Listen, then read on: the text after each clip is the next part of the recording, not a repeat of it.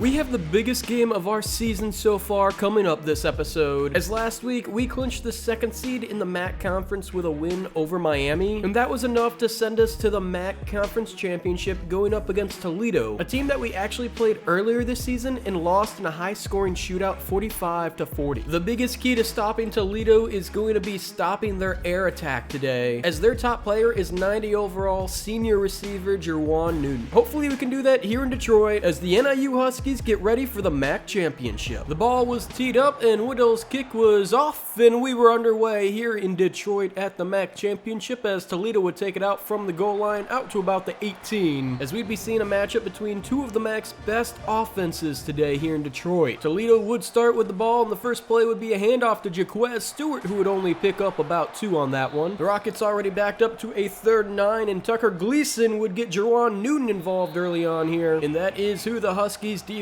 wanted to slow down through the air game today, as they would get a stop on the ground here. And after forcing a punt, that would bring out Ethan Hampton in the Huskies offense for the first time, as they would go right to work with a sweep play to Kenji Lewis on their first snap. That play would only result in about a pickup of 2, as Ontario Brown would pick up the first down for them on the draw, giving the Huskies a fresh set of downs, as Ethan Hampton's first pass of the day would be completed to Grayson Barnes, and he would get them inside Toledo territory, as on play action, Hampton going right side, Barnes again would break one tackle, setting up a 2nd and 3, as it would be a counter to the backup halfback Gavin Williams, who would get down inside the 5 and to the 1, where he would finish this drive off for the Huskies on the very next play. Tucker Gleason and the Rockets offense looking to respond after that quick touchdown from the Huskies, but their defense was all over this screen, setting up a 3rd and 14, bringing pressure on Gleason as he would have to settle for the check down on 3rd down, and the ball would go right back into the hands of the Huskies offense as they'd get started with a read option. That's not something we've seen a lot from Ethan Hampton, as he's not exactly the quickest quarterback out there on the field, but he can get the job done on his feet when he needs to, but prefers to go through the air like this, as that would be just short of the first down. Coach Brooks would go for it to stay aggressive, but Toledo's defense would be all over that, and they would force the turnover on downs and would go right to work as Anthony Torres picking up a big gain. And with that 4th down stop, Toledo took away so much momentum for the Huskies here in the second, as Tucker Gleason had now got them down the field inside the 15 of Northern Illinois. Play action here,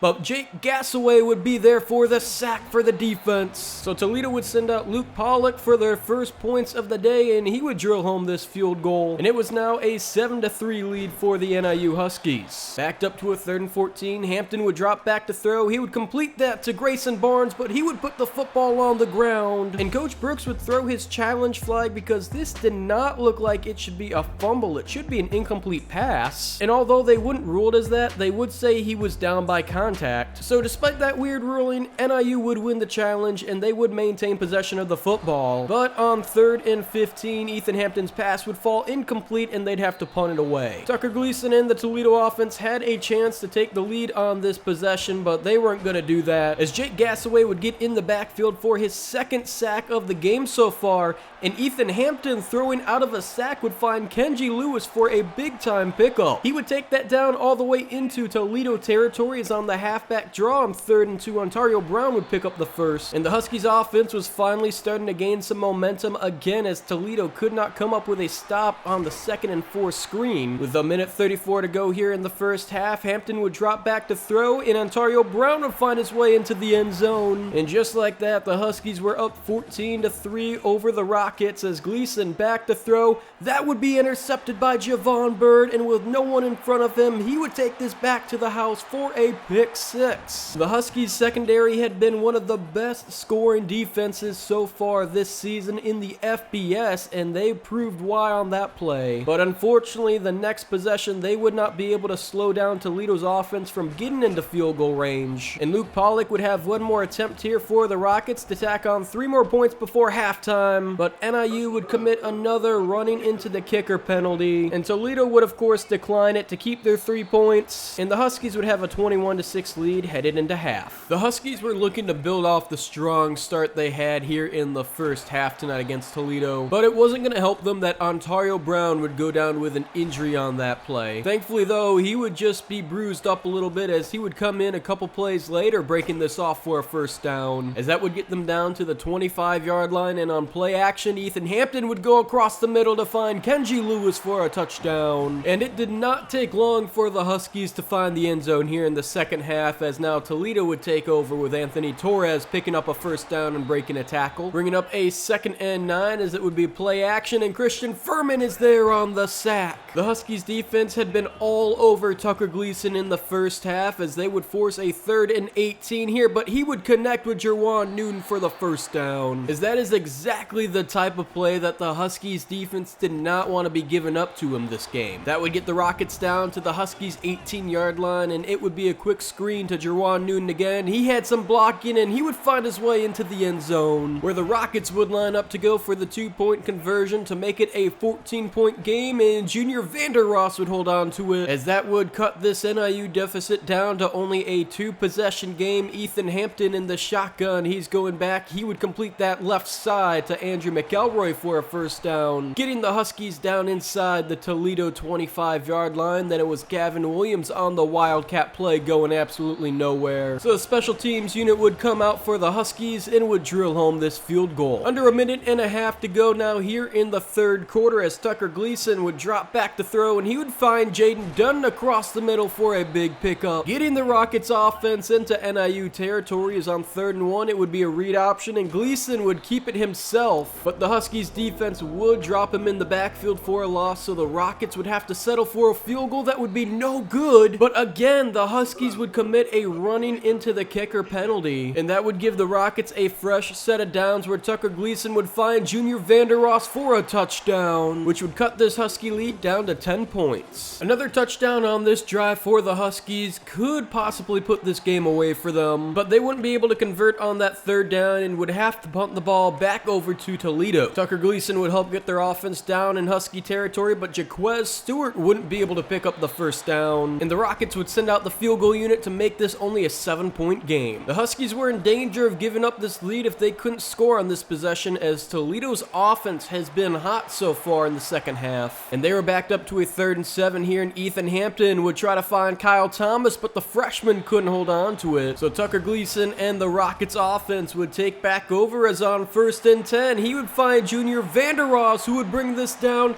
into the end zone for Toledo. And just like that, folks, it is tied up with just over a minute to go in this game. Ethan Hampton was looking to get the Huskies down in the field goal range, but it would be Avery Smith of the Toledo defense picking him off and taking this back to the house for a touchdown. And just like that, Toledo has taken the first lead of the day as they go up 38-31, but the Huskies had other plans, as Andrew McElroy would go deep, break a tackle, and take this to the end zone. Coach Brooks wasn't playing for overtime, as he'd go for 2, and Ethan Hampton would find Grayson Barnes. And with that risky play call, the Huskies had taken the lead back over Toledo 39-38. Tucker Gleason and the Rockets offense only had 14 seconds and counting as they would pick up the first down. But this would be the last play of the game. 5 seconds left. Gleason dropping back to throw. He would launch this one up deep to the end zone, and it's knocked incomplete. And the Huskies would hold on for the victory, and they would be your Season 1 MAC